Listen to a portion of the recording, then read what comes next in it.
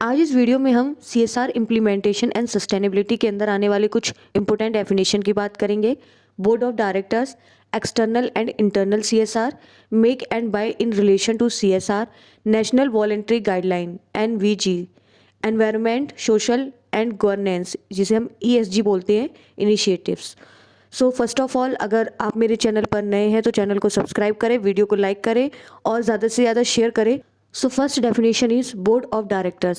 Section 210 of the Company Act 2013 defined that Board of Directors or board in relation to a company means the collective body of the directors of the company.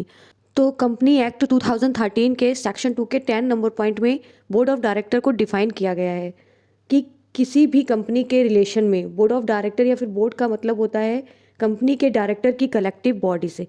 तो इसमें जितने भी organisation में directors होते हैं उनका एक group होता है जो गवर्नमेंट के द्वारा बताए गए सारे रूल्स को फॉलो करता है और ऑर्गेनाइजेशन में उन रूलों को एप्लीकेबल करता है। Second definition is external and internal CSR. External CSR means efforts directed towards external shareholders and internal CSR means efforts directed towards employees. तो किसी भी ऑर्गेनाइजेशन में शेयर होल्डर जो होते हैं वो CSR का एक्सटर्नल पार्ट होते हैं और एम्प्लॉयज़ जो होते हैं वो इंटरनल पार्ट्स होते हैं। तो एक्सटर्नल CSR क्या होता है कि शेयर होल्डर के लिए किए गए जो एफर्ट्स होते हैं वो एक्सटर्नल CSR और जो एम्प्लॉयज़ के लिए किए गए एफर्ट्स होते हैं वो इंटरनल CSR होते हैं। Third definition is make and buy in relation to CSR.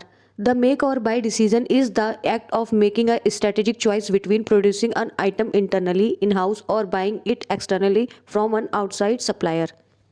तो CSR के through internal and external form में जो रिलेशन होता है उसे मेक एंड बाय रिलेशन कहते हैं। इंटरनल का मतलब यहाँ पर किसी भी वस्तु के प्रोड्यूसिंग से या फिर इन हाउसिंग से है और एक्सटर्नल का मतलब यहाँ पर सप्लायर के खरीदने से है। CSR के अंदर इन दोनों के बीच की स्ट्रैटेजी को ही make and buy in relation to CSR कहा जाता है। Fourth definition is National Voluntary Guideline NVG. The NVG are an aspirational and comprehensive guideline to encourage responsible business behavior in India. The NVG, a set of 9 principles, cover a broad area of social, economic, environmental and governance issues and development priorities. So National Voluntary Guideline India में business के behaviour को encourage करने के लिए aspirational और comprehensive guideline है। That's mean NVGs जो होती है हमारी राष्ट्रीय शैक्षिक दिशा निर्देश के अंदर जो भी भारत में रिस्पॉन्सिबल बिजनेस होते हैं उनको मोटिवेट करने के लिए कुछ महत्वाकांक्षी और व्यापक दिशा निर्देश दिए जाते हैं। यह 9 प्रिंसिपल के एक सेट होता है जो social, economy, environment and governance के इश्यूज एंड इनके डेवलपमेंट को कवर करती है। Fifth definition is environment, social and governance initiatives. हम इसको शॉर्ट में ESG भी बोलते हैं।